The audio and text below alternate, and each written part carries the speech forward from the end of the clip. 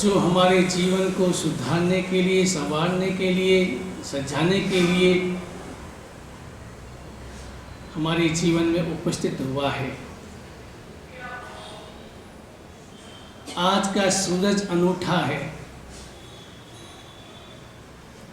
सूरज तो कल भी उगा था, कल भी रोशनी वैसी ही थी, लेकिन आज एक नया वातावरण, एक सूरज की महीन और मीठी रोशनी में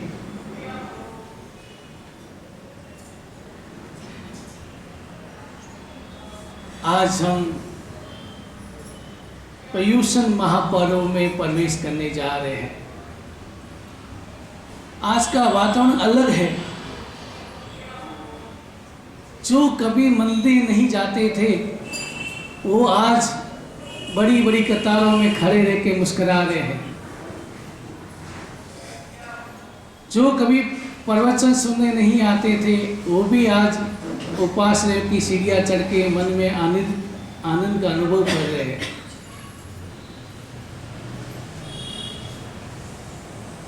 क्योंकि आज से पर्युषण महापर्व प्रारंभ हो रहे हैं।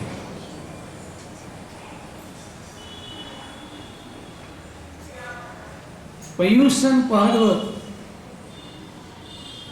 हमारे जीवन को सुधारने के लिए, आत्मा की शुद्धि के लिए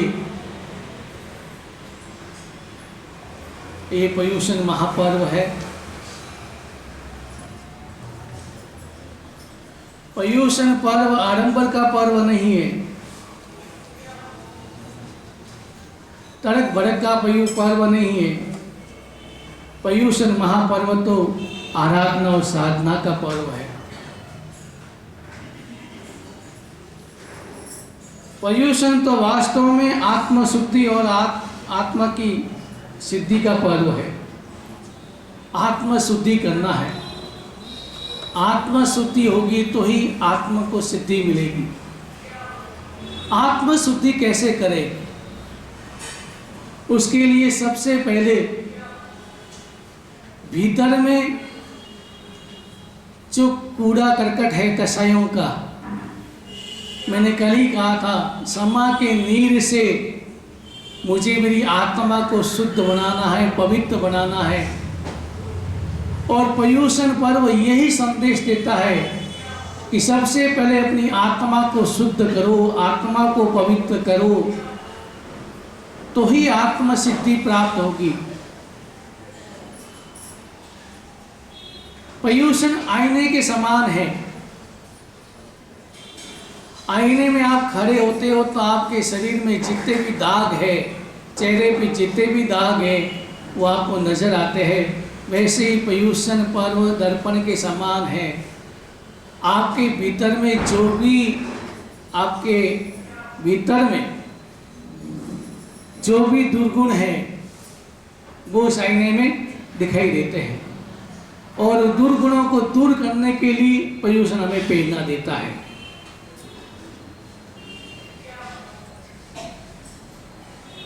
कसाई मुक्ति हृदय शुद्धि, ये दो पर्युषण महापर्व के मुख्य संदेश है। कसाई मुक्ति, कसाइयों से मुक्त बनना है, हृदय को शुद्ध करना है।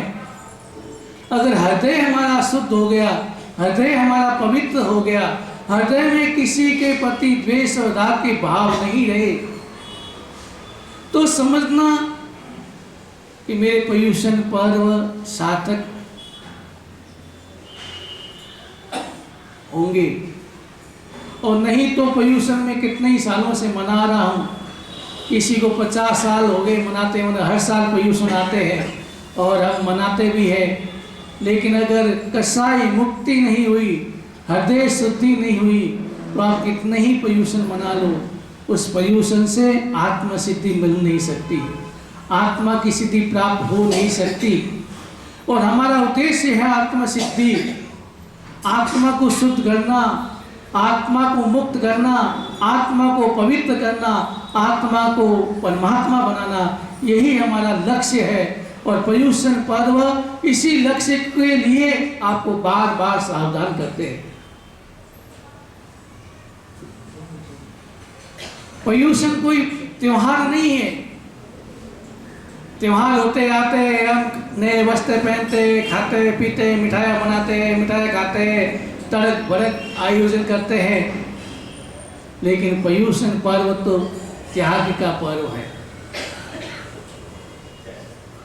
पर्यूषण तो त्याग का पर्व है और हमें त्याग और त्याग के माध्यम से ही हमें अपनी आत्मा में प्रवेश करना है, त्याग करना है। त्याग सभी बातों का त्याग करना है। कसायों का त्याग करना है। कसाई कितनी होती हैं? 4, क्रोध, मान, माया और लोभ। इन कसायों से दूर रहना है, कसायों से मुक्त बनना है। और त्याग का अर्थ होता है जो हम इंद्रियों का पोषण करते हैं, उस इंद्रियों के पोषण में भी रोक लगानी है। त्याग का अर्थ होता है तपस्या। तप के द्वारा हमें मेरी आत्मा को ऊपर जो कर्मों का कचरा लगा हुआ है, उस तप की अग्नि में उस सारे कचरे को जलाना है। पर्यूषण पर्व है, त्योहार नहीं है। पर्वों का राजा पर्वाधिराज है। इस पर्वाधिराज में अगर हम अपना लक्ष्य के प्रति जागरूक बन जाए कि मेरा लक्ष्य है आत्मा सिद्धि, आत्मा को मुक्त करना, तो सबसे पहले भीतर की सफाई करनी होगी। और भीतर की सफाई, कसाई, मुक्ति, यानी भीतर की सफाई समा के नीर से ही हो सकती है। अगर भीतर में समा के भाव होंगे तो ही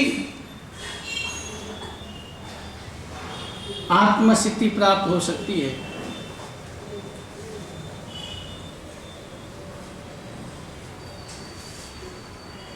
हमारा आचरण बदले, आचरण के लिए वातावरण बदले, वातावरण बदलेगा तो विचार बदलेंगे। जैसा आचरण, जैसा वातावरण वैसे विचार, जैसे विचार वैसे आचार। तो अभी हमारा वातावरण कैसा हो? ऐसा वातावरण होना चाहिए, आराधना साधना का वातावरण हो, त्याग और तपस्या का वातावरण हो, क्षमा का वातावरण हो, भाईचारा का वातावरण हो, एक दूसरे का मित्रता का वातावरण हो, एक दूसरे के प्रति अपनत्व के वातावरण में प्रवेश हो। अगर ऐसा वातावरण होगा तो हमारे विचार अपने आप शुद्ध बन जाएंगे, विचार पवित्र बन जाएंगे। विचारों में एक मधुरता आएगी, विचारों में निखार आएगा और विचारों में आत्मशुद्धि के भाव आएंगे।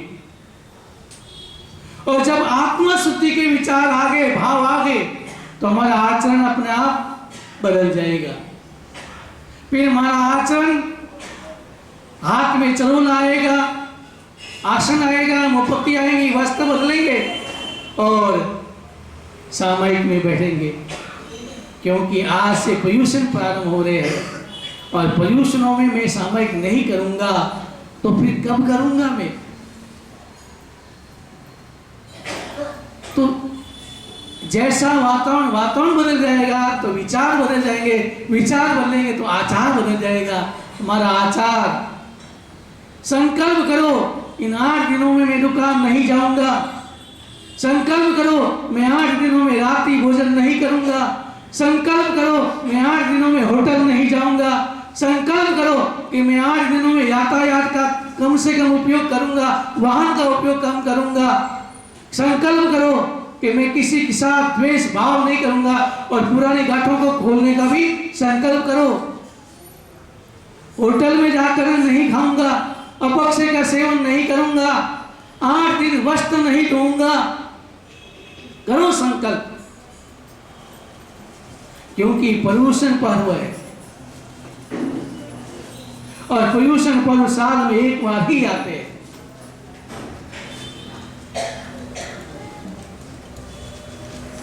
पर्यूषण पर्व के वातावरण में आज हमारे यहाँ एक महंगे अतिथि का आगमन हुआ है,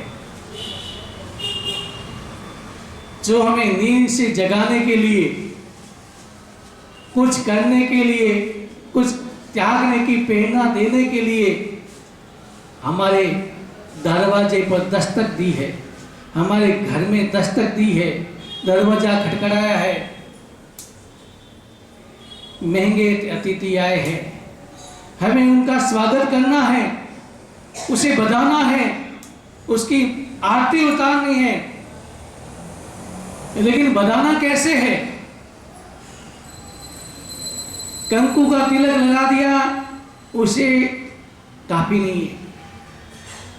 बधाना है हृदय की समा से, बधाना है त्याग और तपस्या से, बधाना है एक दूसरे के प्रति अपनत्व के भावों से। आरती उतारनी है, समा की आरती उतारनी है, दोनों हाथ जोड़ करके समा याचना की आरती उतारनी है। एक महंगे अतिथि आए। अतिथि का अर्थ क्या होता है? जो बिना कहे आते हैं।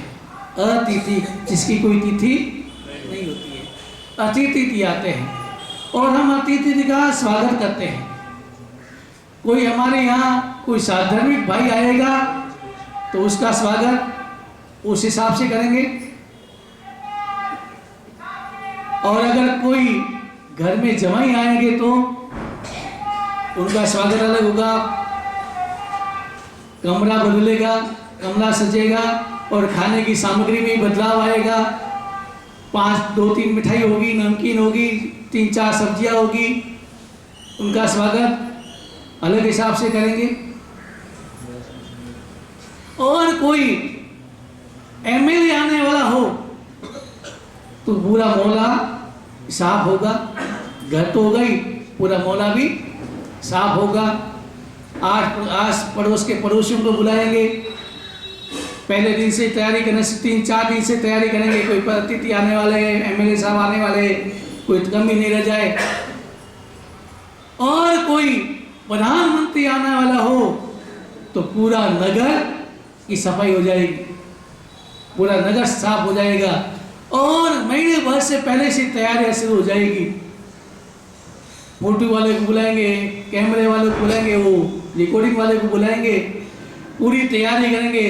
अंदर से चांदी का थाल निकलेगा, टेबल एबल सब कुछ नहीं बदल जाएगी, वातावरण बदल जाएगा, घर का वातावरण बदल जाएगा, मोहल्ले का वातावरण, पूरे शहर का वातावरण बदल जाएगा।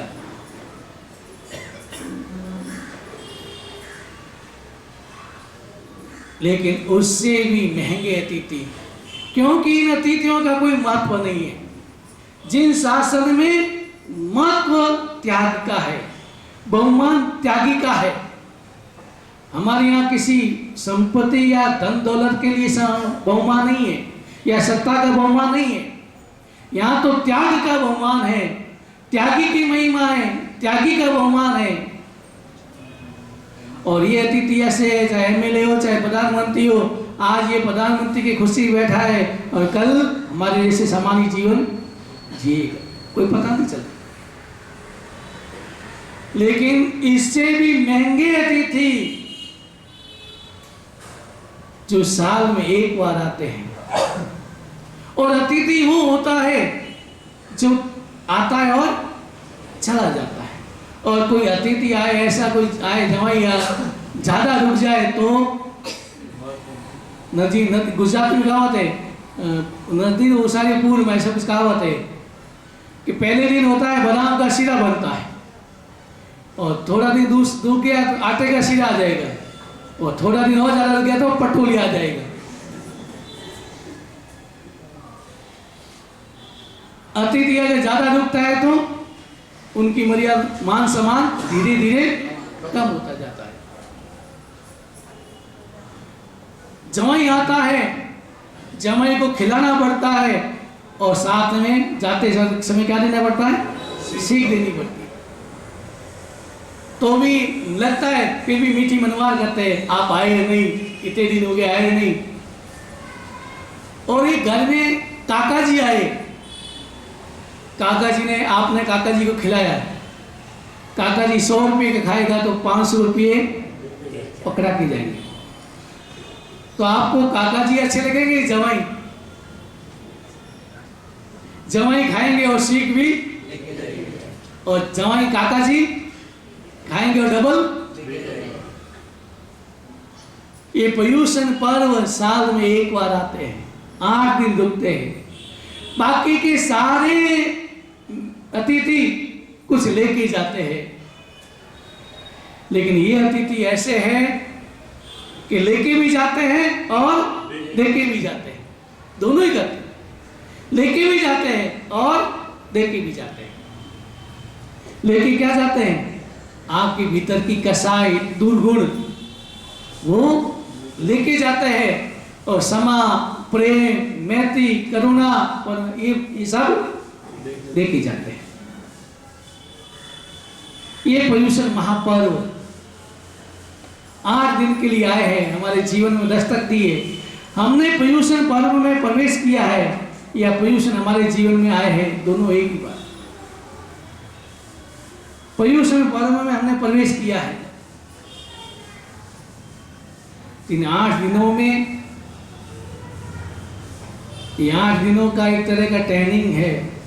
इन 8 दिनों में आपको सिखाया जाएगा कि सावक की परिभाषा क्या है, सावक का जीवन कैसा होना चाहिए, सावक की दिनचर्या कैसी होनी चाहिए।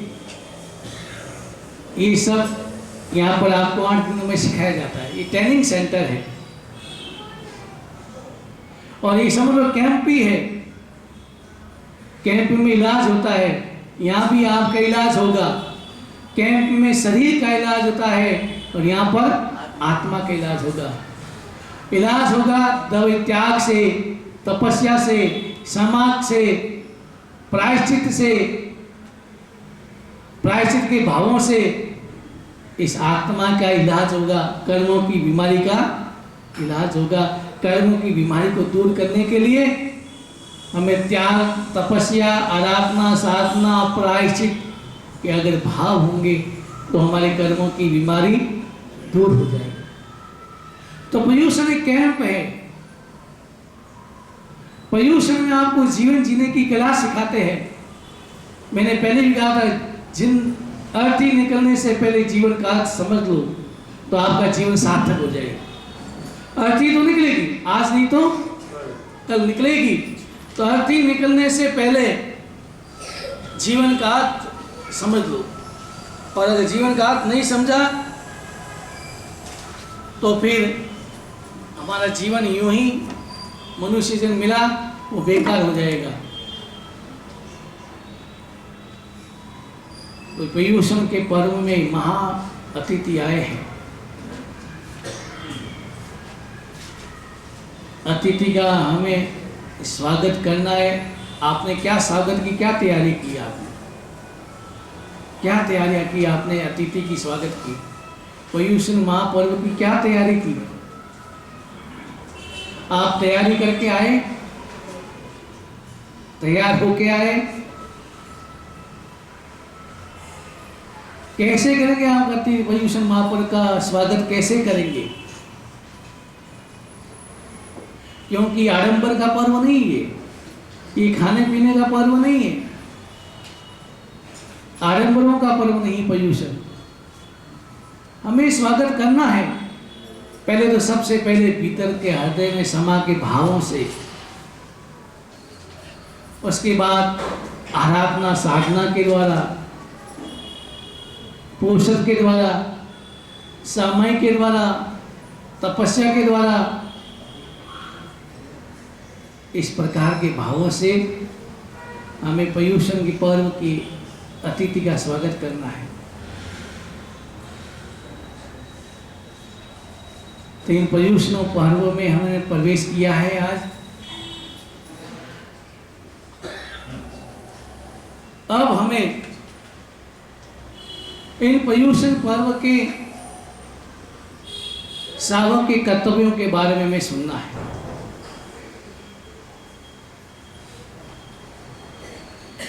सबसे पहला कर्तव्य है हमारी परिवर्तन, यानी हिंसा नहीं करना।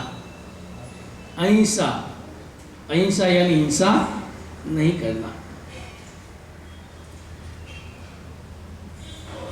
हमारे जीवन में हम सौभाग्यशाली है कि हमें जन्म से ही अहिंसा के संस्कार मिले हैं। हम अपने आप को सौभाग्यशाली समझें, भाग्यशाली समझें कि हमें जन्म से ही अहिंसा के संस्कार मिले, और नहीं मिले होते तो हमारी दशा क्या होती। मैं विहार कर रहा था, सुबह सुबह का समय था, हल्का हल्का अंधेरा था, और देखा बच्चे खेल रहे हैं। छोटा गांव था और मुझे उस गांव से अगले गांव में जाना था। कर रहा था विहार, और मैं धीरे धीरे उस बच्चों की नजदीक पहुंचने लगा तो देखा कि एक बच्चे के हाथ में रस्सी है। थोड़ा गौर से देखा तो रस्सी के उस किनारे में चूहे की पूंछ बंधी हुई है, चूहे को बांध रखा है, चूहे की पूंछ को बांध रखा है। और मैं आगे चल रहा था, इतने में उधर से उस साइड से बैलगाड़ी आ रही थी, और उस बच्चे ने उस चूहे को इस प्रकार स्थिर किया, देख लिया कि बैलगाड़ी किधर से आ रही है, किधर से चल रही है, और उस बच्चे ने चूहे को स्थिर कर दिया। और मैं चल रहा था, मैं कुछ बोलूं, इतने में बैलगाड़ी आती है और उस चूहे के ऊपर से चली जाती है। मैं दोनों बोलूं कुछ उससे पहले तो बैलगाड़ी उसके पांव ऊपर से, और बच्चे नाच रहे हैं। क्या मैंने निशाना फिट किया, कैसा निशाना फिट किया, चक्का इसके ऊपर से एक जीव की जान चली गई, और बच्चे खुशियां मना रहे हैं। क्यों? क्योंकि उनके मन में अहिंसा के संस्कार नहीं है, उससे मजा आता है, उसी को लेना देना नहीं है। जी हिंसा क्या होता है, पाप क्या होता है, उसे समझ नहीं होती। लेकिन हमें तो बचपन से ही अहिंसा के संस्कार मिले हैं। कभी कभी मैं देखता हूँ, विहार कर रहा था एक जगह चतुर्मास में, कहीं जा रहा था तो देखा कि मकोड़े ही मकोड़े थे सड़क पे। अब मकोड़े तो सावधानी से देख के चला, देखा मकोड़े जाए तो भी मैं आगे चलूं, और इतने में लगा मुझे कि मकोड़े आगे चले गए, तो मैंने पांव उठाया, आगे रखा, आधा पांव रखा कि मकोड़ा वापस आ गया। अब जब पांव उठ गया तो बैलेंस बन नहीं सकता। आधा पांव रखा तो मैंने बड़ी सावधानी की, तो भी उसके ऊपर पांव आ गया। तो मैंने विचार किया कि मैं इतनी सावधानी रखा तो भी नीचे, लेकिन आप स्कूटर चलाते, गाड़ियां चलाते हो तो ध्यान रखते, नजर जाती। मैंने एक सांवों को देखा, जो गाड़ी अगर गैरेज से बाहर निकालता है उससे पहले पूरे रास्ते की सफाई करता है, झाड़ू निकालता है, नरम झाड़ू निकालता है, उसके बाद ही गाड़ी बाहर निकालता है। क्यों? क्योंकि अगर कोई जीव हो, चींटियां हो, मकोड़े हो, कोई हो तो उसे दूर कर दे, उसे बचाए। आप रोड की सफाई तो नहीं कर सकते हैं, लेकिन घर में आपका गैरेज है जहाँ गाड़ी खड़ी है, वहाँ तो कम से कम आप दृष्टि परमार्था कर सकते हैं। अगर कोई जीव है तो उसकी रक्षा कर सकते हैं। तो अहिंसा हमारी परिवर्तन, यानी हिंसा नहीं करनी। चौथे दादा गुरुदेव श्री चंद्र सूरी अकबर ने आमंत्रण दिया, और जिन शासन की प्रभावना का देखते हुए चौथे दादा गुरुदेव वहाँ पहुँचे लाहौर। सामने आके कौशलपुर सामने आके अकबर ने उनका स्वागत किया है और गुरुदेव ने देशना दी है और देशना से प्रभावित हुआ और 6 महीने पूरे भारत में हमारी परिवर्तन का ऐलान किया। यानी 6 महीने तक कोई हिंसा नहीं होगी। पुराने हमारे महापुरुष ऐसे आचार्य भगवान होते थे, प्रभावशाली आचार्य भगवान होते थे, गुरु भगवान होते थे, उनके प्रभाव से राजा महाराजा प्रभावित होते थे और अगर राजा महाराजा प्रभावित हो जाते तो पूरे गांव में हमारी परिवर्तन की घोषणा कर देते। अभी हमारे हाथ में क्या है? हमारा प्रभाव कहाँ है? क्या 8 दिन आप कर सकते हैं कि 8 दिन में पूरे तमिलनाडु में कोई हिंसा नहीं होगी? कर सकते हैं आप?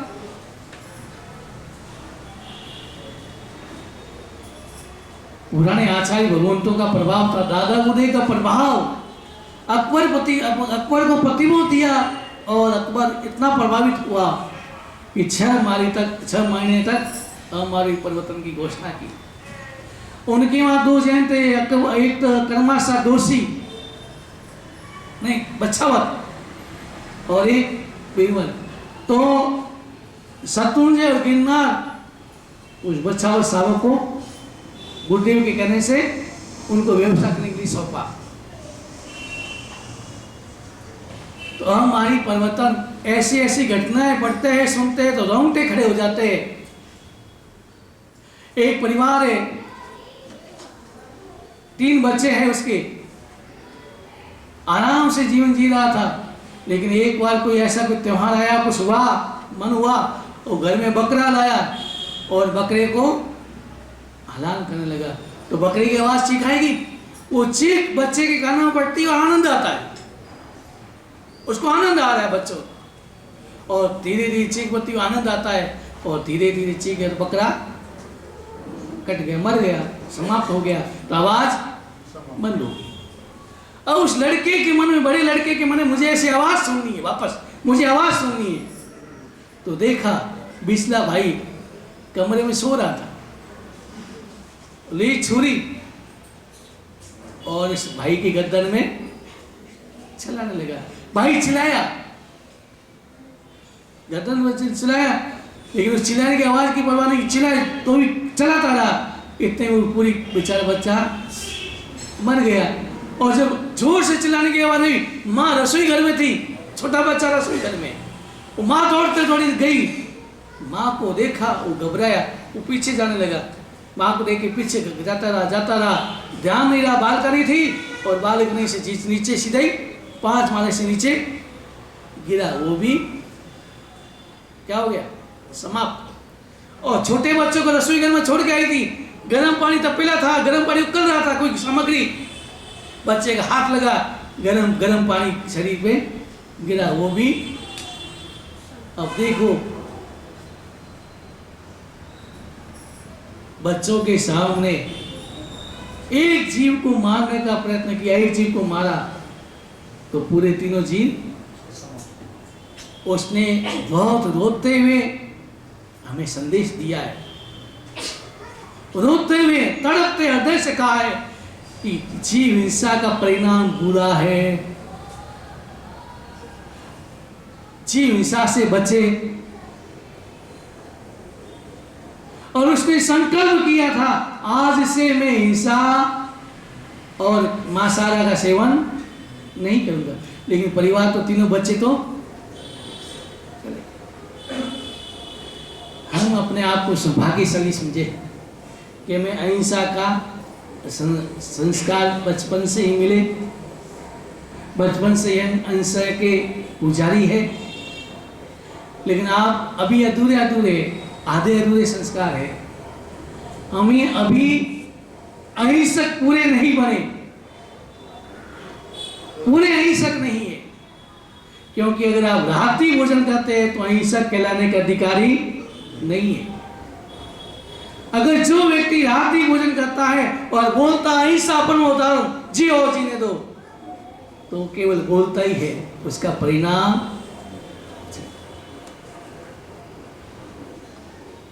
पूरे अहिंसक बने। पूरा जीवन को परमात्मा के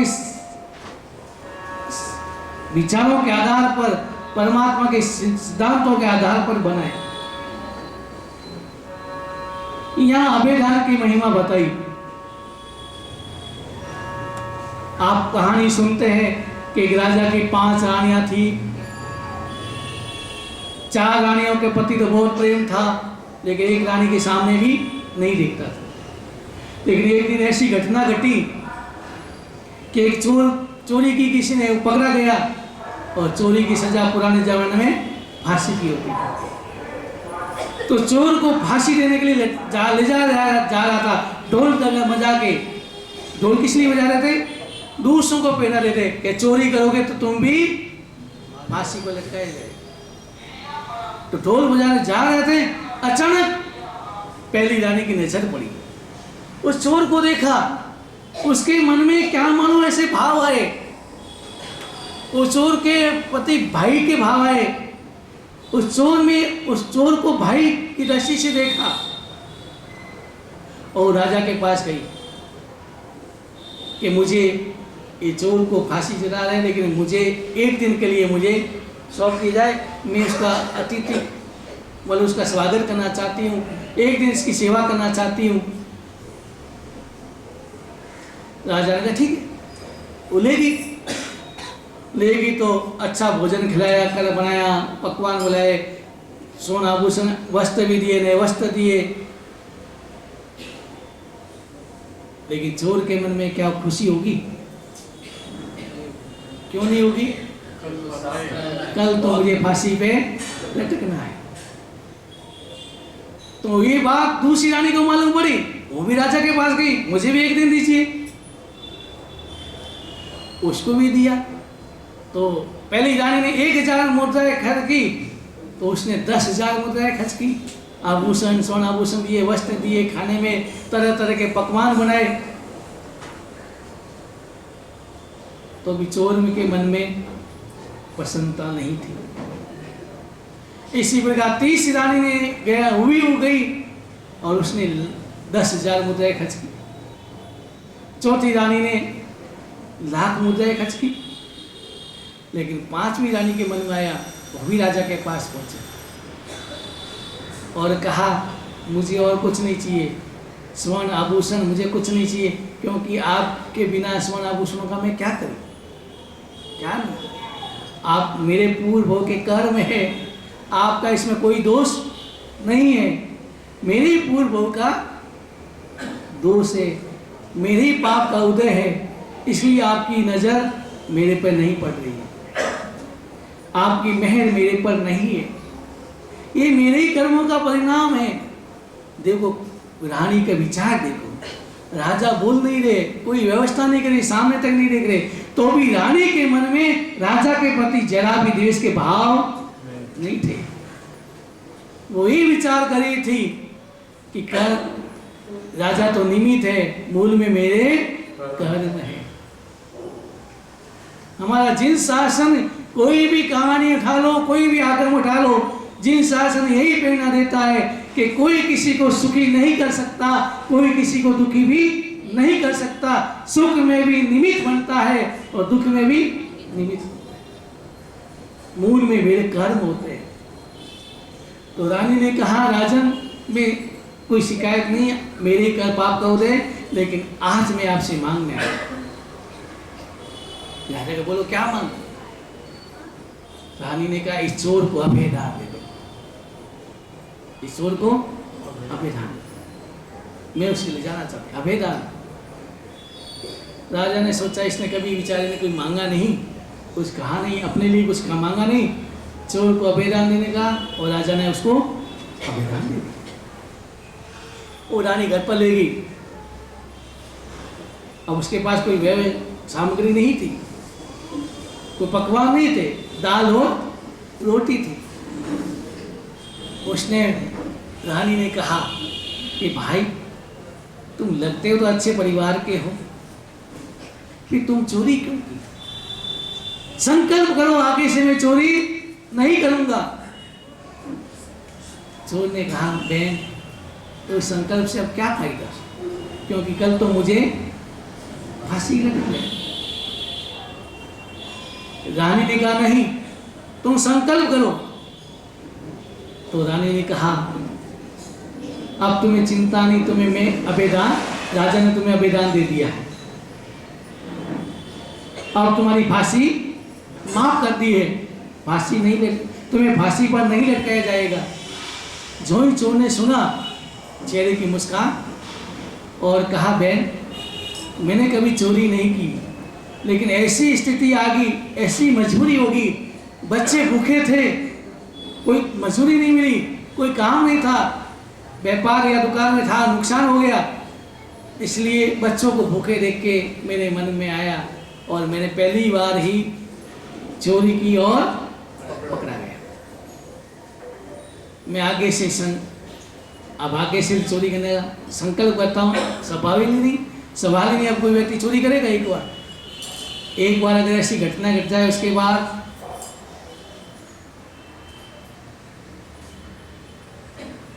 तो दाल रोटी खाने लगे।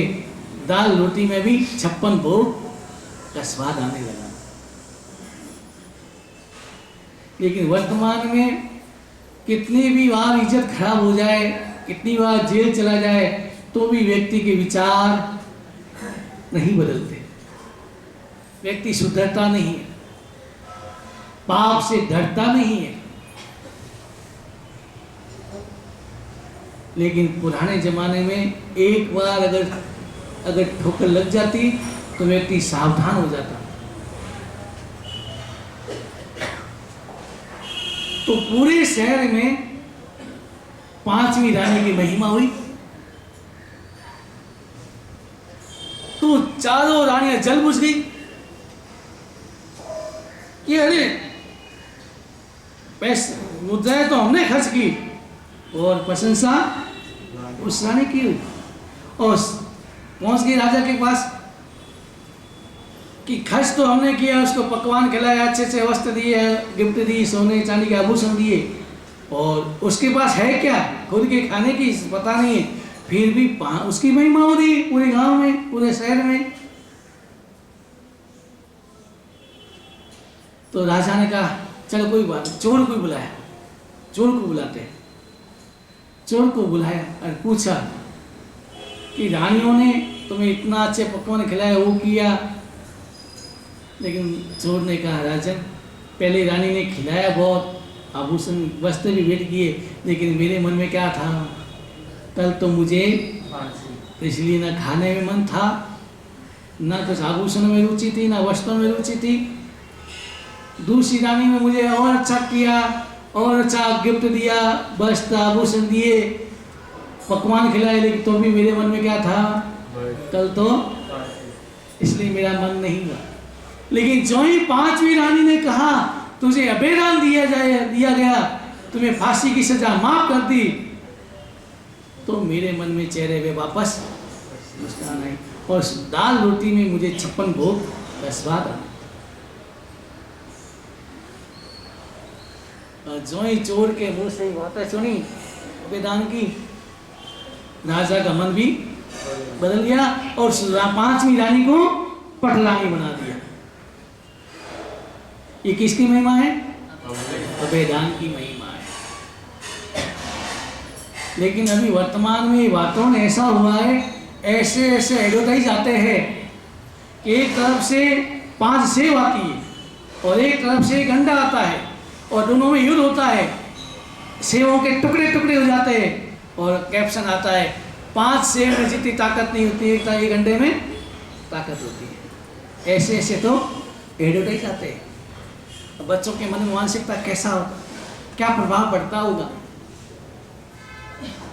इसलिए एक संकल्प करो, मैं ऐसी वस्तुओं का सेवन नहीं करूंगा जिस वस्तुओं के पीछे किसी जीव को ठेस पहुंचती हो, जीव को पीड़ा पहुंचती हो, जीव की हत्या होती हो। ऐसे वस्तुओं का मैं अपने जीवन में उपयोग नहीं करूंगा। करो संकल्प। बहुत सी ऐसी सामग्री होती है, जैसे रेशम की साड़ी, बेचारा कीड़ा अपनी सुरक्षा के लिए लाल बनाता है और उसको वो गरम पानी में उबाल करके उसके धागे निकाले जाते हैं और उस धागे से साड़ी बन जाती है, और वो साड़ी महंगी होती है, और बाई धारण करके अहंकार से बोलती है कितनी महंगी, कितनी नरम साड़ी है, और उस साड़ी के पीछे कितने जीवों की हिंसा हुई है। संकल्प करो ऐसी सामग्री। मैंने एक बार सीडी देखी थी अहिंसा की, किसने बताया था, पुराने लिपस्टिक बनती थी ना, उसको भी बंदरों का खून मिलाया जाता था। अभी तो केमिकल आ गए, मालूम नहीं, मैं बिछा कर रहा हूँ सही या गलत, अभी क्या स्थिति है मुझे मालूम नहीं है, लेकिन बंदरों का खून मिलाया जाता था। शैम्पू की परीक्षा लेने के लिए खरगोश की आंखों में डाल के देखते थे, कितना तड़पता था। संकल्प करो मैं चमड़े की कोई वस्तु का उपयोग नहीं करूंगा। चमड़े की वस्तु, चाहे बैग हो, चाहे पट्टा हो, चाहे और भी कोई सामग्री हो, मैं उसका उपयोग नहीं करूंगा। करो संकल्प। जिसके पीछे हिंसा होती हो, जिसके पीछे जीवों की किलामना होती हो, उस वस्तुओं का उपयोग नहीं करूंगा। संकल्प करोगे आप? जोड़ो हाथ, सभी जोड़ लो कि जिसके पीछे किसी जीव की हिंसा होती हो, किसी जीव को किलावना पहुंचती हो, ठेस पहुंचती हो, ऐसी वस्तुओं का उपयोग नहीं करूंगा। हाथ जोड़ लो। दान अभिगम माता सब समय होते हैं घोष हमारी परिवर्तन, हिंसा नहीं करना, अहिंसा। आप मोती शाह का उदाहरण देखें। मोती शाह रथ पर चल रहे थे, देखा एक कसाई गाय को लेके जा रहा था, तो उसने अपने नौकर को भेजा कि जाओ उस गाय को छुड़ा दो, उसके बदले जितने पैसे मांगे उतने दे दो। वो गया और कहा कि गाय को छोड़ दो। वो कसाई के नहीं छोड़ूंगा, पूरा जिद्दी था। उसने कहा गाय के बदले जितने पैसे चाहिए ले लो। नहीं, मेरे को पैसे नहीं, मुझे गाय नहीं छोड़ूंगा। थोड़ी बहस हुई, और बहस हुई तो थोड़ा आक्रोश आया उस व्यक्ति के मन में, तो उसने थोड़ा हाथ लगा, कल्ला लगा उसको, और वो व्यक्ति गिर गया, कसाई गिर गया, और गिरते उसकी मृत्यु। अंग्रेजों का शासन था उस समय। ये सच्ची घटना है, बनावटी घटना नहीं है। आपने मोती शाह नाम का नाम तो सुना ही होगा। तो उस व्यक्ति को फांसी की सजा हुई। मोती शाह ने कहा नहीं, इसकी कोई गलती तो मैंने आदेश दिया था, इसलिए वो गए और कहा फांसी इसको नहीं, फांसी मुझे होनी चाहिए, क्योंकि गलती मेरी, मैंने आदेश दिया था गाय को छुड़ाने के लिए।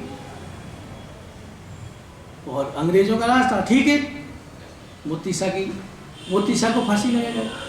दिन नक्की हो गया। अब फांसी के लिए मुंबई चौक, क्या चौक है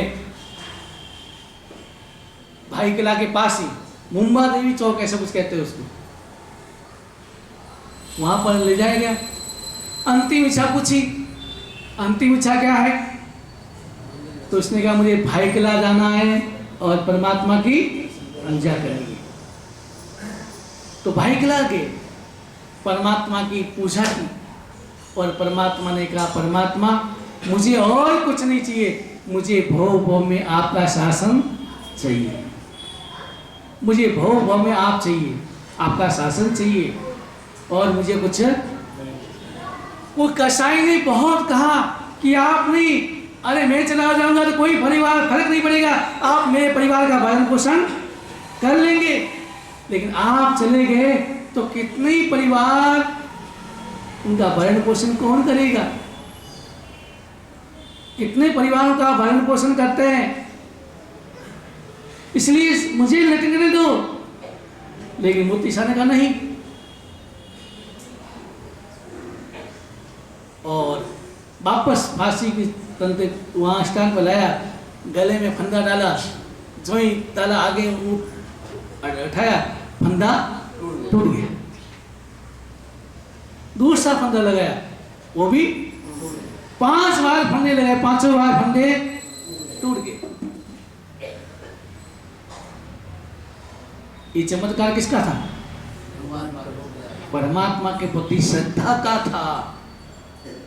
परमात्मा के प्रति श्रद्धा थी, परोपकार की भावना थी, अहिंसा उनके रोम रोम में बसी हुई थी। और आखिर अंग्रेज फांसी की सजा माफ कर देते हैं।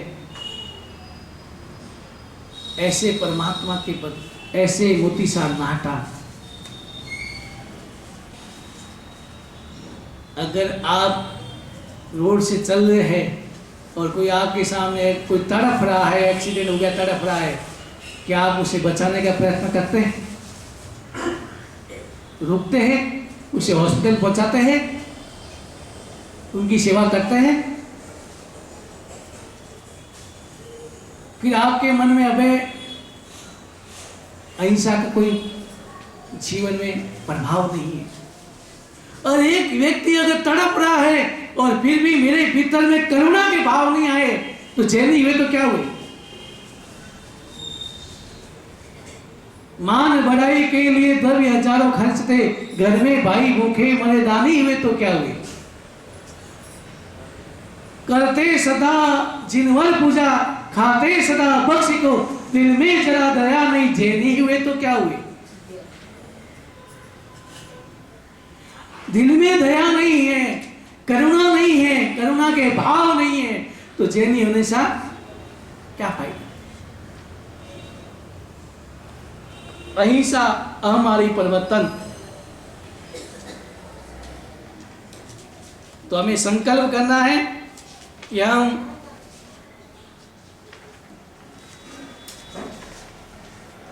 किसी जीव को दुखी नहीं करेंगे, और किसी जीव अगर दुखी है तो उसकी हम सहायता करेंगे, उनकी सेवा करेंगे।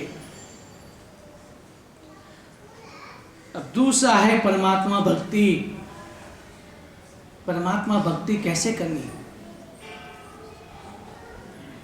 परमात्मा के सामने हमें क्या करना है, कैसे हमारे भाव हो, कैसा हमारा आचार हो। अगर हम सामने केवल प्रतिमा ही नहीं, साक्षात परमात्मा समझे,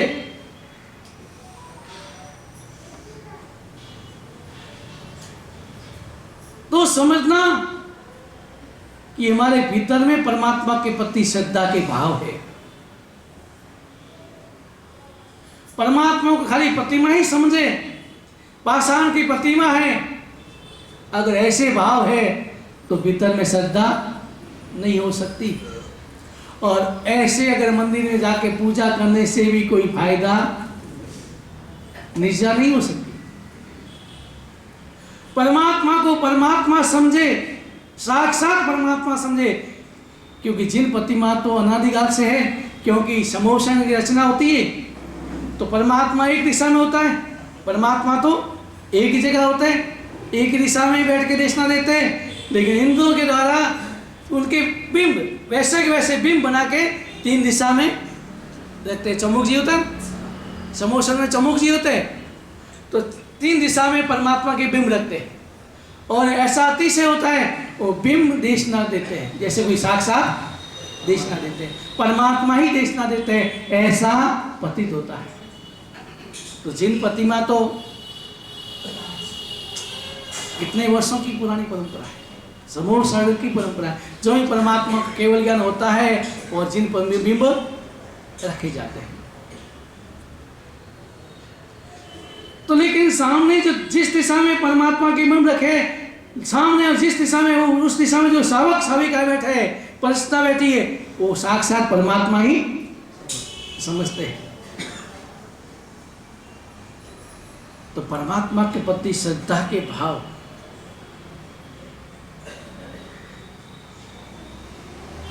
हम परमात्मा से क्या मांगते हैं? क्या करना है, क्या पाना है, क्या भाव आप, क्या करना है मुझे और क्या पाना है। दो शब्द, क्या करना है। मैं मंदिर में आया हूं, मुझे क्या करना है और मुझे पाना क्या है। क्या करना है, मुझे कर्म निष्ठा करनी है, पाना क्या है, मोक्ष पाना है। यही संकल्प होते हैं। सिद्धा सिद्धि, मुझे सिद्धि चाहिए और कुछ भी नहीं चाहिए, बोलते आप। लेकिन क्या होठों से बोलते हैं कि अंतर से बोलते हैं, ऊपर से बोलते हैं कि हृदय से बोलते हैं।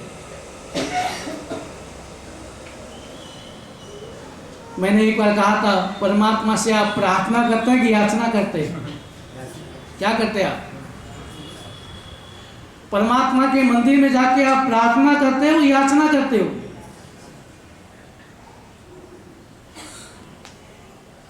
याचना का मतलब समझो।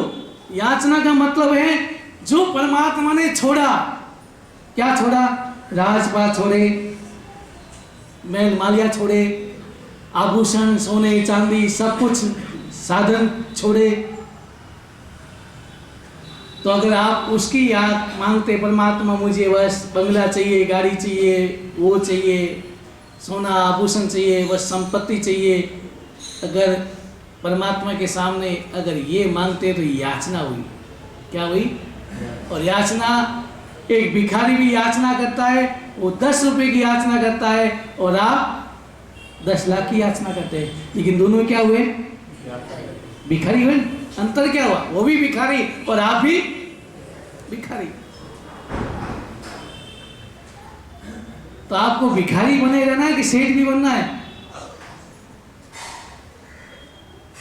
भिखारी बनना, याचना ही करना है।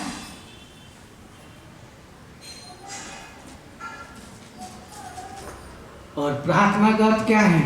जो परमात्मा ने पाया उसको मांगना, वो परमात्मा ने क्या पाया? मोक्ष पाया। तो अगर मोक्ष की कामना करना वो प्रार्थना है।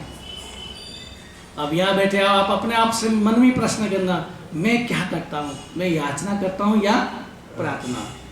तो परमात्मा भक्ति, हमारे मन में परमात्मा के प्रति भक्ति कितनी है। मुझे याद है कि बंबई में चतुर्मास था मेरा, तो वहाँ एक चैती परिपाटी की परंपरा है। चैती परिपाटी लेके जाते हैं और बाद में लास्ट में मंदिर से बाहर जाते हैं, उस समय उसको एक टोकन दिया जाता है। टोकन का मतलब उनको नाश्ते की व्यवस्था की जाती है। ऐसी वहाँ परंपरा है। तो मैं चैती परिपाटी लेके गया, मंदिर में गया, परमात्मा की प्रतिमा देखी, भाव आए और मैंने चैती में प्रारंभ किया। चैती में कहते एक स्तवन गाया। तो मैंने सोचा चलो अच्छा माहौल है, सबने साथ में साथ दिया, तो मैंने दूसरा स्तवन गाया। दूसरा स्तवन गाया, आवाज़ थोड़ी कम होगी। तीसरा स्तवन गाया, आवाज़ बिल्कुल बंद होगी। तीसरा स्तवन गाया, पीछे देखा तो एक भी सावक नहीं। मैंने अपनी जय विराय बोल के अरेंजन करके पूरी विधि करके बाहर आया। बाहर आके देखा तो सावक लोग खड़े हुए हैं, आपस में गप्पे मार रहे। कितनी श्रद्धा है आपके भीतर में। जाएंगे नहीं, खड़ा तो ही रहना है, क्योंकि जब तक टोकन नहीं देंगे तब तक जाएंगे नहीं। लेकिन मंदिर में परमात्मा की भक्ति करने की इतना धैर्य नहीं, इतना क्षमता नहीं है, क्योंकि परमात्मा के प्रति श्रद्धा का भाव है। जिसके मन में परमात्मा के प्रति श्रद्धा होती, हमारे एक जम्बू विजय जी वे नाम सुना? जम्बू विजय जी को 24 भाषा के ज्ञाता थे। कितनी भाषा? 24 भाषा। इतने विद्वान थे, आगमों का ही काम करते थे और कोई काम नहीं, आगमों का काम करते थे, ग्रंथों का, भंडारों का काम करते थे और पढ़ाते थे। वो मंदिर जाते थे एक बार मैं भी साथ में गया, एक चैत्यवन किया, चैत्यवन पूरा गए, जय बुराए मंदिर से बाहर नहीं, मन नहीं भरा, एक चैत्यवन और कर देता, वापस आते और चैत्यवन करना प्रारंभ कर देते। फिर दूसरी बार अभी भी मन नहीं भरा, मजा नहीं आया, परमात्मा के भाव, अब परमात्मा से दूर जाने का मन नहीं हो रहा है, वापस आते स्टोन वापस चैत्यवन काल। कितनी श्रद्धा होगी परमात्मा की। मेरे परमात्मा है, मन में दर्द होना चाहिए कि परमात्मा मुझे 24 घंटे बीत के आपके दर्शन, आपके बिना में रहा विगेदा। एक 5 साल का 4 साल के बच्चे को माँ दादी के भरोसे छोड़ के जाती है, तीर्थ यात्रा करने जाती है, कहाँ जाती है, तो बच्चा एक ही दिन गिनता है, मेरी माँ कब आएगी, मेरी माँ अब आएगी, अब आएगी, और पता चल जाए कि 3 दिन के बाद माँ आने वाली है, तो 3 दिन से उसके मन में उत्साह, अब मेरी माँ आएगी, अब मेरी माँ आएगी, और जिस दिन आने वाली होती है तो स्टेशन पहुँच जाता है, और अब मेरी माँ आने वाली है, बस आती है, देखता है माँ नहीं आई तो मायूस होता है। दूसरी बार हर बस में देखता है, उससे और कोई दिखाई नहीं देता, कौन दिखाई देती है, माँ। और जो ही बस आई, माँ उतरती है, तो बच्चा सीधा ही पहले क्या करेगा, माँ से आंचल में लिपट जाएगा और रोने लगेगा, रोएगा। वैसे ही आचार्य ही हेमचंद आचार्य जब परमात्मा की यात्रा करने जाते थे पालीतना की, क्योंकि पहले जमाने में यात्रा का लक्ष्य लेके भी विहार नहीं करते थे, रास्ते में आ गया तो दर्शन कर लेते थे। तो यात्रा करते तो बच्चे की तरह दौड़ लगाते थे, तेजी से चलते, उम्र शरीर बढ़ता लेकिन मन बस मेरे परमात्मा के दर्शन के लिए। कितना विनय हो गया, कितने सालों से परमात्मा के दर्शन के, मुझे मेरे परमात्मा मिलेंगे, बच्चे की दौड़ तेजी से चलते थे, भूल जाते थे कि मेरे साथ राजा महाराजा सब है, किसी की परवाह नहीं, तेजी से चलते थे। और जो ही मूल परमात्मा का गंबारा दिखता था, बच्चे की तरह दौड़ लगाते थे, और दौड़ लगा के परमात्मा के चरणों में गिर जाते थे और आंखों से आंसू बहाते थे कि परमात्मा आपका विरह कितना सहन करना पड़ा मुझे। होने से आंसुओं से बढ़ के कोई प्रार्थना हो नहीं सकती। जिस समय परमात्मा के सामने अगर हमारे आंसू आ जाए, पीड़ा के नहीं, आपके घर में पीड़ा है और परमात्मा का के रोए परमात्मा क्या करूं मैं बहुत दुखी हूं, उसकी आंसू नहीं, लेकिन आंसू परमात्मा में आपसे कितना विरह सहन करना पड़ा मुझे, कितने समय के बाद आपके दर्शन हुए, कितने समय के बाद आप मुझे मिले, और परमात्मा को उल्लंघन दो कि परमात्मा एक समय अपन दोनों साथ खेलते थे, मित्र थे, सखा थे, और आज आप मुक्त बन, आप तो मोक्ष पहुंच गए और मुझे संसार में ही छोड़ दिया। परमात्मा से वार्तालाप करो, साक्षात परमात्मा समझ के वार्तालाप करो अंतर से, तो वो वार्तालाप आपकी प्रार्थना बनेगी, और प्रार्थना का परिणाम क्या आएगा, आज नहीं तो कल मोक्ष मिल जाओ, परमात्मा के समान बन जाओ।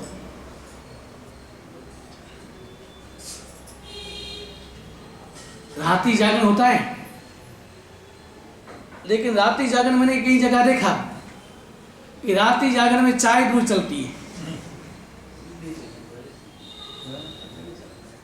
लेकिन ऐसा रात्रि जागरण उपयोगी नहीं है, नहीं करो तो अच्छा है। जितनी शक्ति हो, ओके महाराज जी रात को जगाना है तो चाय तो पीनी पड़ेगी। मैंने कहा किसने कहा कि तुम रात भर जागो, किसने कहा? जितनी शक्ति उतनी रात्रि जागरण करो, लेकिन जो परमात्मा की आज्ञा के विपरीत आचरण करके परमात्मा की भक्ति करते हो, तो उस भक्ति से लाभ क्या है, क्या लाभ होगा? अगर बाप कहता है बाप की आज्ञा के विपरीत आप कोई आयोजन करते हो तो उस आयोजन से लाभ क्या? परमात्मा की आज्ञा के विपरीत आचरण करके परमात्मा की भक्ति करते हो, उससे उल्टा परमात्मा खुश नहीं होते, उल्टा करबंधन, आपकी करबंधन होते, परमात्मा नाराज होते, यानी आपकी आत्मा में भार बढ़ता जाता है, कर्मों का भार बढ़ेगा। भक्ति करते हैं कर्म निष्ठा के लिए, कर्म को हल्का होने के लिए, लेकिन अगर आचरण हमारा विपरीत हुआ, परमात्मा की आचार संहिता के विपरीत, आदेश के विपरीत भक्ति करते हो, चाय नाश्ता सब चाय दूध चलता है, तो भक्ति नहीं है। हम कोई दूर से नहीं, रात्रि जागरण करते, रात्रि जागरण, रात्रि जोगो कहते हैं, अजनों में चलता है, वहाँ तो चाय दूध बीड़ी सिगरेट सब कुछ चलता है। तो क्या हमें उसका उनका अनुसरण करना है? हमें अगर आपके यहाँ रात्रि जागरण करना है तो संकल्प करना, पानी भी नहीं, पानी भी अगर कोई त्योहार के पचका लेना मजबूरी है, नहीं होता है तो केवल पानी की छूट होती है, बाकी कोई चीज की छूट नहीं होनी चाहिए। बंद कर दिया ना, बहुत अच्छा है, होना ही चाहिए। और तो ये मैंने कई जगह देखा इसलिए बोला। अब आप देखें, ट्रेन से मनुष्य गति में पहुंच गए।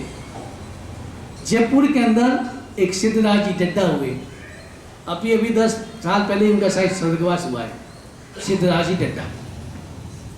जब वो 6-7 महीने के थे, 6 महीने 5 महीने के थे, तो दादी माँ झूला झुला रही थी, और झूला झुलाते समय वो सीधा चल के स्तवन गा रही थी। पुरानी दादी माँ ऐसी होती थी, स्तवन के माध्यम से, कहानियों के माध्यम से इस तरह से बच्चे के मन में संस्कार देती थी। अभी तो दादी की जगह क्या ले ली है? टीवी मोबाइल ले ली जाके। हमें याद है दादी माँ कहानियाँ सुनाती थी, बहुत अच्छी अच्छी कहानियाँ सुनाती थी, और हम भी जाते थे, जो ही समय होता शाम के समय में दादी माँ के पास पहुंच जाते, मुझे कहानी सुनाओ। वो दादी माँ कहानी सुना, संस्कार मिलते थे कहानी से, ऐसे से महापुरुषों की कहानी सुनाती थी। तो सिद्धराज दादा की दादी पालना जुलाती थी, और सीधा चल के स्तवन गा रही थी, और वो स्तवन सुना, उस बच्चे के कान में स्तवन के शब्द पड़े और चिंतन करने लगा। और चिंतन करते करते मैंने सुना है, पहले भी सुना है, ये वर्णन सुना है, मैंने देखा है, और चिंतन करते करते गहराई में उतरा तो जाति श्रवण ज्ञान हो गया। जो ही जाति श्रवण ज्ञान हुआ, त्यों ही उसने देखा कि मेरा अगला पूर्व भव, इससे पहले वाला भव, उसमें मैं पोपट था, और मैं रायन रूप के वृक्ष पर रहता था, और रायन वृक्ष के ऊपर बैठा था। लोग आते थे, चंदन लेते थे, और लोग हमारे में जाके करते थे कुछ। तो मेरे मन में ये क्या करते हैं, कहाँ जाते हैं? तो मैंने एक दिन देखा कि वो परमात्मा के पास जाते हैं, परमात्मा की चंदन चढ़ाते हैं, पूजा करते। तो मेरे मन में भाव आए कि मैं भी परमात्मा के पूजा करूं। तो पूजा करने जाता, लोग उड़ा देते, जाने नहीं देते। कभी भी एक देखना कि ये ध्यान रखना, तिरिंच को भी जाति श्रवण ज्ञान हो सकता है। हम दिल्ली चतुर्मास के गुरु महाराज साथ तो एक कुत्ता हमारे साथ आ गया, और कुत्ता ऐसा है, जहाँ गुरु महाराज बैठते थे तो उसके पास ही पाटे के नीचे ही बैठता था। कितना ही बार हटा दो, लेकिन बैठता वहीं बैठता। और जब तक गुरु महाराज गोची नहीं कहते, जब तक गुरु महाराज नहीं कहते कि अब तुम खा लो, तब तक खाते। भले सामने आप कितनी मिठाई रख लो, मुंह भी नहीं जाता।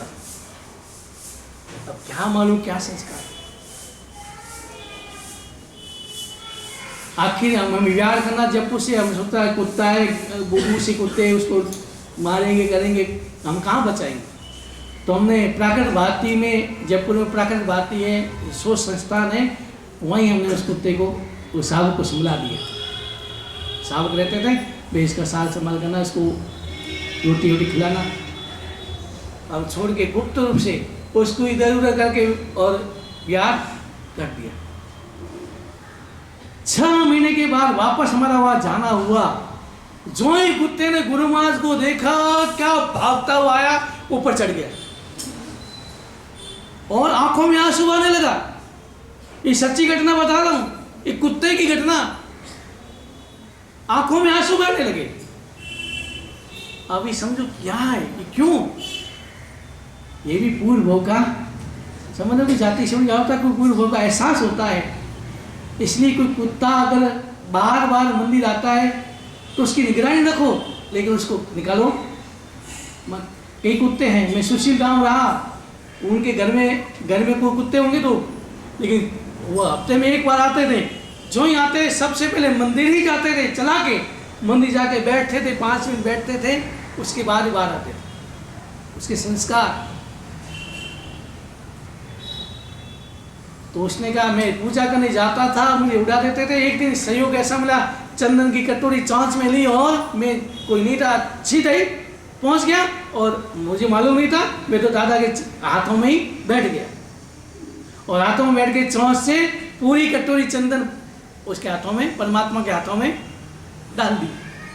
पूजा विधि थोड़ी आती, लेकिन डाली। जो ही मैं उठने लगा, वही मेरे प्राण, दादा की गोद में प्राण निकल गए और कहाँ आ गया मैं? मनुष्य। उस समय में आचार्य हरि सागरसुरी वहीं थे, जयपुर में। आचार्य हरि सागर यानी मेरे गुरु महाराज के गुरु महाराज आचार्य जिनकांति सागरसुरी, उनके गुरु महाराज हरि सागरसुरी, वो जयपुर में थे। उन्होंने मालूम पड़ा, वो भी वहाँ पहुँचे, प्रश्न किए, जवाब सही दिए। और बच्चा जब 6-7 महीने का, 8 महीने का, 1 साल का हुआ तो पालितना की यात्रा करने पैदल चला। और सारा ये तलेटी है, ये बाबू मंदिर है, ये ऐसा है, ये वो इंग्लाज गढ़ा है, सारा इतिहास बताते बताते ऊपर पहुंचा है। और फिर ही ने राय वृक्ष को देखा, मैं यहीं पर बैठता था, सारा वर्णन बताया। अब आप देख लो, एक तिरंज के मन में परमात्मा की पूजा के भाव आए और तिरंज से कहाँ पहुंच गया? मनुष्य। सिद्धराज डड्डा अभी 10 साल पहले ही उनका, 10-15 साल पहले ही उनका स्वर्गवास हुआ। जयपुर के निवासी थे। परमात्मा भक्ति आप देखे आप कि परमात्मा की प्रतिमा में कितनी ताकत है। आप उदाहरण सुनते हैं अभय कुमार और आद्र कुमार का, सुनते हैं ना, कितनी बार सुना होगा। आद्रक नगर है, आद्रक राजा है और आद्र कुमार उनका लड़का है, राजकुमार। सैनिक महाराजा की और आद्र राजा की दोस्ती थी, मिलना कभी नहीं हुआ लेकिन दोस्ती थी, आदान प्रदान होता था। वो भी गिफ्ट बेचते थे और अपन में वो भी गिफ्ट बेचते थे, वो भी पत्र बेचते थे, सैनिक महाराजा भी पत्र बेचते थे, गुप्त चलाते थे और संदेश लेके आते थे, गिफ्ट लेके आते थे, वापस वही गिफ्ट देते थे और संदेश देते थे। वो इतना ही समझ था। एक बार सैनिक महाराजा का कोई अनुचर वहाँ पहुँचा हुआ था, सैनिक महाराज ने भेजा था। वो अनारी देश था। देश क्या था? अनारी। समुद्र के उस किनारे।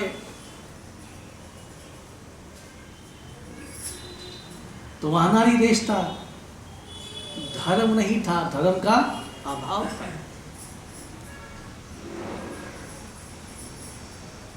तो आद्र कुमार भी उस सभा में बैठा था।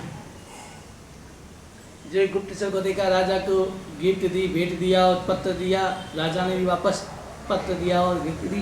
तो आद्र कुमार ने उसको बुलाया। उसके मन में भी आया कि मैं भी इसी में।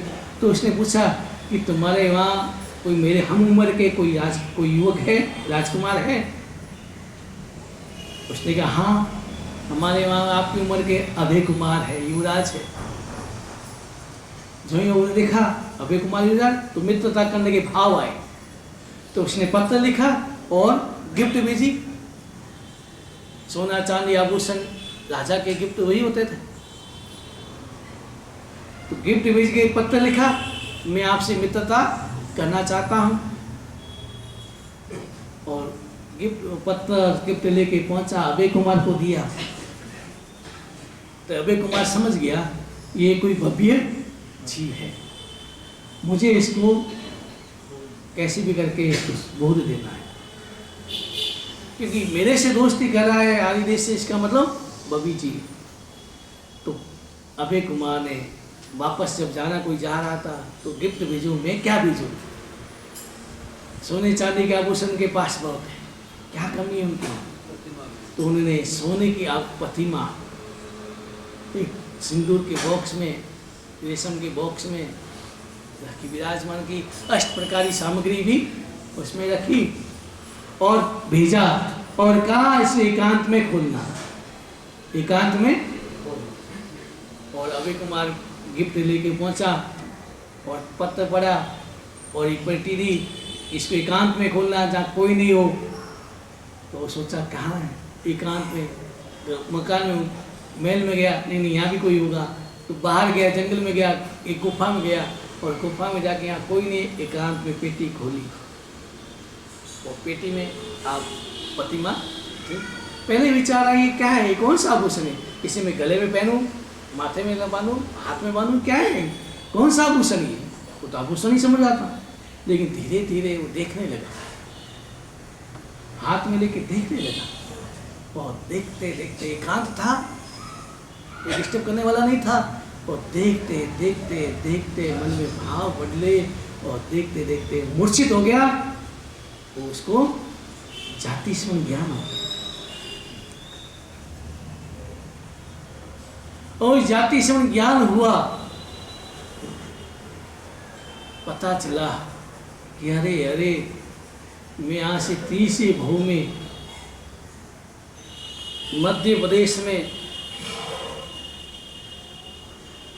वसंतपुर नगर में अपनी वसुमती पत्नी के साथ, वधुमती की पत्नी के साथ मैं वहाँ रहता था। और आचार्य सुवस्थ सूरी पधारे, उनकी देशना सुनी और मन में वैराग्य आया, और वैराग्य आया तो दोनों ने दीक्षा ली। दीक्षा लेके मैंने बहुत अध्ययन किया, लेकिन एक बार ऐसे नगर में पहुंच गया जहाँ वसुमती भी थी, साध्वी जी और मैं भी, और मेरी नज़र उस साध्वी जी पर पड़ी और मुझे पुराने भोग याद आ गए और मैं अंधा हो गया। अंधा हो गया, इतना अंधा हुआ कि मैंने संदेश अपनी पत्नी साध्वी जी के, वसुमती साध्वी जी के पास भेज दिया। और जो ही साध्वी जी को पता चला, अरे इतने विद्वान और वो इस प्रकार के नीचे गिर गए, इतने उनके विचार नीचे गिर गए, उनके मन में अभी भी भोग की भावना, ये मेरे कारण हुआ, मेरे सुंदरता के कारण, मेरे कारण उसके मन में भाव आए। और साध्वी जी ने गुरु जी से आज्ञा लेके अनशन कर लिया, क्योंकि निमित्त मैं हूं, मेरे कारण के मन में ऐसे भाव आए। अनशन कर लिया और कहाँ पहुंच गई, देवलोक में पहुंच गई आत्मा। और जब आज उसको मालूम पड़ा कि अरे अरे मैंने ये क्या किया, पता चला, उसने अनशन कर लिया, पूछा कहाँ है तो उसने अनशन कर लिया, देवलोक पहुंच गए। मन में बहुत भाव पश्चाताप किया, मन में खेद हुआ, दुख हुआ, लेकिन वहाँ से मैं चल करके अनादि देश में मुझे जन्म लेना।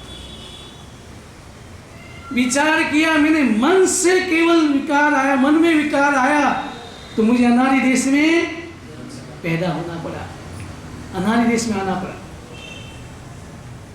अब विचार कर रहा है, नहीं मुझे अब यहाँ नहीं रहना है, मुझे आदि देश में जाना है और जाके वापस दीक्षा लेनी है। और वो चेहरा उदास हो गया, मतलब बदल गया, व्यवहार बदल गया, ना उसके खाने में मन, ना कोई भोग विलास में मन, कोई राज रंग में मन सहज हो गया। पिताजी ने देखा है क्या हुआ इसको, जो पहले तो रंग राग में डूबा रहता था, थोड़ी सी लेट हो जाती तो तनपन करता था, अभी क्या हुआ इसको। तो पूछा, बेटा तेरा स्वास्थ्य ठीक है, क्या हुआ तेरे को, तो तकलीफ। आदित्य कुमार राजा सोचे कि एक पत्र अभय कुमार का आया और इसका मन में क्या भाव है, क्या जादू किया।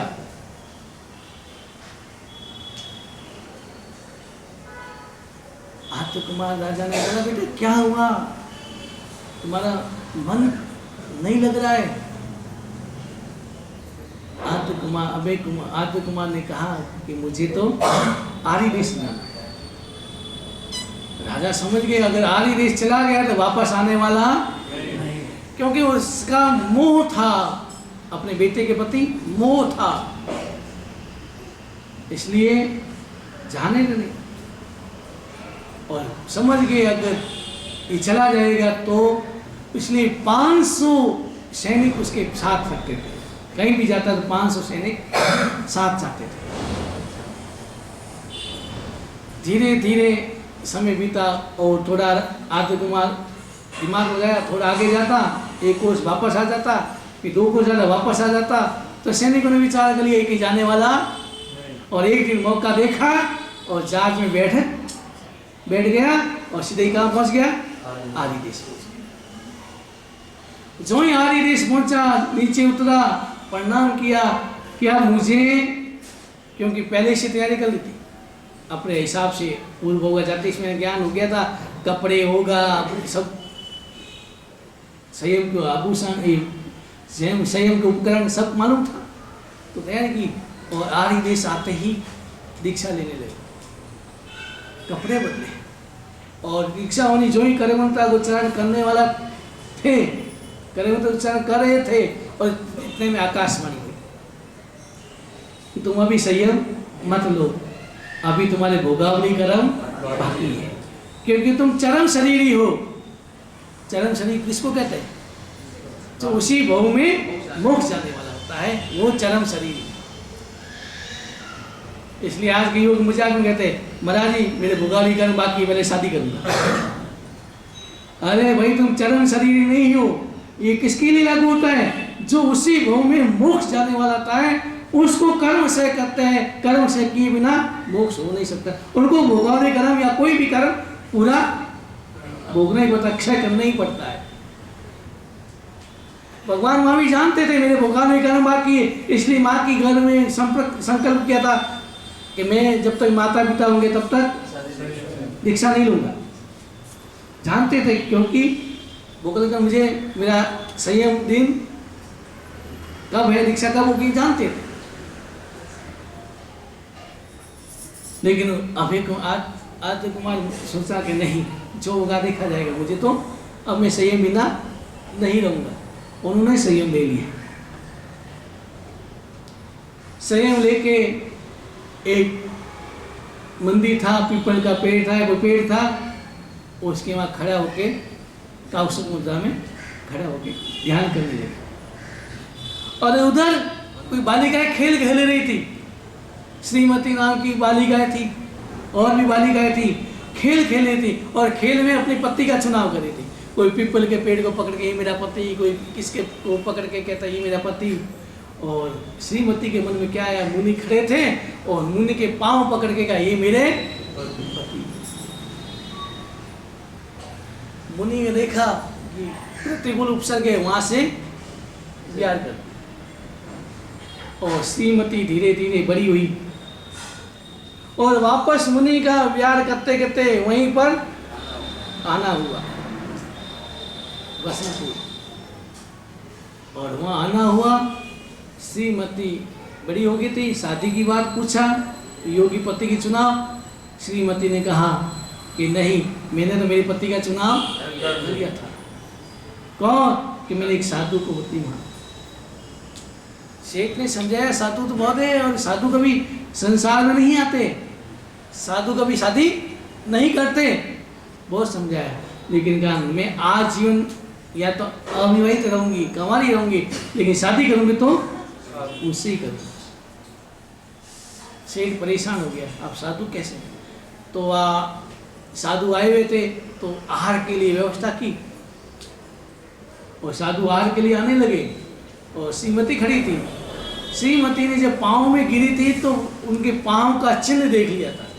उनके पाँव में कोई चिन्ह होगा, आदित्य कुमार मुनि के, या मसा होगा या तिल होगा या कुछ भी निशान होगा। और खड़ी है और देख रही है और देखा वही जो ही वो आए आदित्य कुमार मुनि पाँव देखे, निशान देखा, तुरंत कह दिया यही मेरे। और आदित्य कुमार मुनि ने बहुत विचार किया और विचार किया, भविष्यवाणी तो आदित्य कुमार मुनि से संयम छोड़ा और श्रीमती के साथ वाणी ग्रहण किया। और उसने पहले ही कह दिया जो ही पुत्र होगा और मैं उसके बाद दीक्षा। आदित्य कुमार रोज उपदेश देते थे और उपदेश दे करके वैरागी पैदा करके परमात्मा के समूह शरण भेज देते थे। रोज उपदेश देते थे दूसरों और परमात्मा के समूह शरण भेजते थे। अब एक दिन विचार आया, बच्चा बड़ा हो गया, मैं सही में, तो माँ की आंखों में आंसू आए। तो माँ को रोते बच्चा पूछा, माँ क्यों रो रही हो? तो कल सुबह तेरे पिताजी हमें छोड़ के चले जाएंगे। छोड़ के चले? कैसे चले जाएंगे? वो चरखा काट रही थी, सूत, वो सूत के धागे से पाँव बांध, कैसे चले जाएंगे? बांधा, देखा 12 घंटे थे तो 12 महीना और मैं रुकूंगा। 12 महीना और रुके और उसके बाद वापस संयम लिया। संयम लेके विहार कर रहे थे तो 500 जो उसके सैनिक थे और के सोचा कि राजा के पास जाऊंगा, आदित्य कुमार नहीं आया, इंतजार नहीं आया, राजा के पास जाऊंगा तो हमें फांसी दे देंगे, कुछ भी करेंगे। वो भी वहाँ से आरी देश आके वो चोरी करने लगे। अब क्या पेट भरना है, कैसे भी करके। और जो ही आदित्य कुमार मुनि को देखा तो लगा आदित्य कुमार मुनि ने उनको उपदेश दिया और बाहर में पहचान गए ये तो आदित्य कुमार। और उपदेश दिया, वैराग्य भी पैदा हुआ और 500 को भी दीक्षा दे दी। आगे बढ़े, गौशाला की मिला। गौशाला का नहीं होता, जो होना है वही होगा। नियति में वो नीति बात है, भाग्य को पुरुषार्थ को महत्व नहीं देता था। आदित्य कुमार ने उनको बोध दिया कि अगर तुम नियति को महत्व देते हो तो आहार की खोज के लिए क्यों जाते हो। बोध दिया, उनको भी समझाया। फिर आगे गए, एक तापस थे बहुत सारे, उन्होंने विचार किया कि अगर अनाज एक जीव में एक जीव है, एक दाने में एक जीव है तो हम इतने जीवों की हिंसा करेंगे, एक रोटी में कितने गेहूँ चलते हैं, कितनी हिंसा होती है। इससे अच्छा एक हाथी बांध दिया कि हाथी ही कितने दिनों तक हमारा भरण पोषण हो जाएगा। हाथी बांध दिया। आदित्य कुमार वहाँ पहुँचे, उनको उपदेश दिया कि हमारे यहाँ एक केंद्रीय जीव हिंसा, उससे अगर बेंद्रीय जीव हिंसा करते उठता पाप ज़्यादा, त्रिंद्रीय करेंगे तो उससे भी ज़्यादा पाप। चौंद्रीय पंचंद्रीय जीव का हिंसा करने से घोर पाप होता है, नरक का बंधन हो सकता है। बोध दिया। शावक को केवल एकेंद्रीय जीव की हिंसा का ही बताया है। शावक केवल एकेंद्रीय जीव की हिंसा, उसमें भी दर्द होना चाहिए कि मुझे रोज खाना पड़ रहा है, मुझे तपस्या करनी चाहिए लेकिन रोज खाना पड़ता है, भीतर में दर्द होना चाहिए। एक इंद्रिय जीव की भी हिंसा करने में भीतर में दर्द होना चाहिए, विवेक होना चाहिए, आवश्यक अनावश्यक का भेद समझ में आना चाहिए। आवश्यक हिंसा और अनावश्यक हिंसा से बचना चाहिए। आवश्यक हिंसा में भी दर्द का अनुभव होना चाहिए और अनावश्यक हिंसा तो होनी ही नहीं चाहिए। शावक से होती ही नहीं। आवश्यक अनावश्यक का भेद समझना बहुत जरूरी है। बोध दिया उनको, हाथी को जाति क्षण ज्ञान हुआ, मुनि को देखा और हाथी साकल तोड़ के भागा। जो ही हाथी को भागते हुए देखा सारे तापस भागे, हाथी पागल हो गया।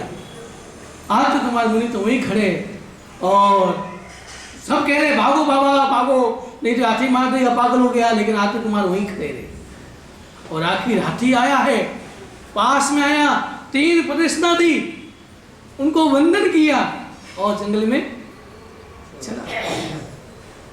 जो ही तापसों ने ये चमत्कार देखा, सारे तापस आए, उनके चरणों में गिरा, तापसों को बोध दिया, वैराग्य पैदा हुआ, सभी तापसों को भी और सभी को लेकर कहाँ पहुंच गए?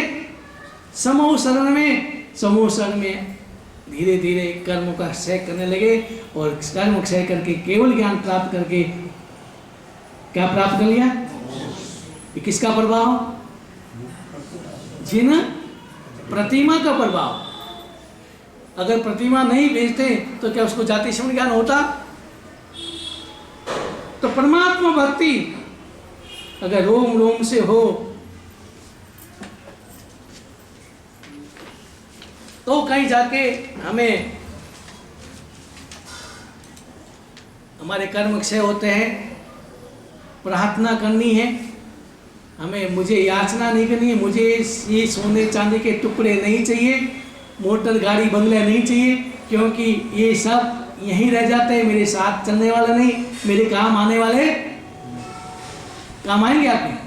क्या आपकी तिजोरी भरी हुई काम आएगी? क्या गाड़ी बंगले आपके काम आएंगे? क्या बंगला ये परिवार आपके काम आएंगे? साथ चलेगा? साथ क्या चलेगा? तो मुझे याचना नहीं करनी, मुझे प्रार्थना करनी, परमात्मा जो आपने पाया वो मुझे चाहिए, जल्दी से मुझे अपने पास बुला लो, अपने समान बना लो, यही प्रार्थना होनी चाहिए। और इसी प्रार्थना से परमात्मा भक्ति करो ताकि हमारी कर्म मिट जाओ और एक दिन हमारा भी आत्मा उद्धार हो। अब तीसरा एक समापना। क्षमा, कल भी मैंने कहा, माफ करो, साफ करो और परमात्मा को याद करो। माफ करो, हृदय को साफ करो और परमात्मा को याद करो। यानी परमात्मा को याद करो कि परमात्मा को कितने संयम ने उपसर्ग दिए, तो भी परमात्मा के मन में उसके प्रति भी करुणा के भाव थे, द्वेष के भाव नहीं आए, करुणा के भाव आए। तो मैं फिर इस छोटी बात को लेके क्यों उसके प्रति द्वेष के भाव रखता हूं, कसाई के भाव रखता हूं? क्यों? इसका परिणाम क्या आएगा? सामने वाला तो भूल जाता है, गाली देके भूल जाता है, लेकिन अगर हम उसको गाली को याद कर करके कर्म करते रहते, कसाई भाव बढ़ाते रहते, तो नुकसान किसका है? उसका का आपका? आपका हो रहा है, आपकी आत्मा का पतन हो रहा है। क्षमा के दीप जलाओ, मिथ्यात्व का अंधकार भगा दो, द्वेष का अंधकार भगा दो, कसायों का अंधकार भगा दो, क्षमा के दीप जलाओ। जला सको तो दीप जलाओ, दिल जलाना मत सको। लगा सको तो बाग लगाओ, आग लगाना मत सको। ये सावक की कर्तव्य है। मुझे दीप जलाना है, किसी का दिल नहीं जलाना। दिल जलाने का मतलब उसके प्रति द्वेष के भाव नहीं रखने, उसके प्रति आक्रोश के भाव, कसाई के भाव नहीं लाने। सामने वाला क्या है, कैसा है, उसको सुधारना मेरे हाथ में नहीं है, लेकिन मैं अपने आप को बदल सकता हूँ, मैं अपने आप को बदल सकता हूँ, मैं अपने आप को सुधार सकता हूँ, मैं अपने आप को शुद्ध और निर्मल बना सकता हूँ। तो क्षमा, क्षमा करना और क्षमा लेना, क्षमा मांगना और क्षमा देना। क्षमा देना फिर भी एक बार आसान हो सकता है, आप बोलिए चल समाप्त कर दिया, लेकिन क्षमा मांगना वो कौन मांगता है? मैंने कल कहा था, कौन मांग सकता है क्षमा? वीर पुरुष। समावीरस्य भूषणम, समा वीरों का ही भूषण। तो समा मांगना है, हृदय को साफ करना है, निर्मल करना है, किसी के प्रति द्वेष के भाव नहीं। जो हुआ भूल जाओ, भुला दो। किसने मुझे गाली दी भूल जाओ, किसने मेरा नुकसान पहुंचाया भूल जाओ, और इसमें ये चिंतन करो ये निमित्त है, मूल में तो मेरे कर्म है। मेरे कर्मों का कर्जा चुक रहा है। अगर मैं समभाव में रहता हूं, समता में रहता हूं, तो मेरा कर्जा उतरता है। और अगर मैं समभाव में नहीं रहता हूं, तो कर्मों का कर्जा और बढ़ जाता है। तो समा, इसके अंदर उदाहरण बहुत है, लेकिन ये कल समाज का वापस कर्तव्य आएगा सावक के, उस समय के कर्तव्य में अभी वापस आपको उदाहरण बताऊंगा, क्योंकि आज का समय हो रहा है। अगर लंबा खींच लिया तो कल कोई आएंगे भी नहीं। और लास्ट है अठम तप।